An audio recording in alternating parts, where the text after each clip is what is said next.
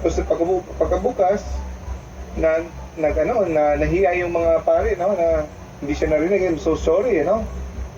Pero sabi niya, don't worry, because I'm happy the saint, however, said that he enjoyed the greatest consolation during those long hours of the night by imagining that he saw our Lord up in the sky, dropping the snowflakes down upon him. No? So, sa tayo siguro, good morning, Father, and good morning, Jan. No? Hindi niya ako binuksan. Yasme lang mo, hindi niya ako binuksan. Buong gabi ako na-snow dito. So, sa kanya, he's still peaceful, he's so happy because he just imagine that God is dropping snowflakes upon him. So, parang may third part pa rin ito. Kasi hindi pa rin tayo tapos, no? In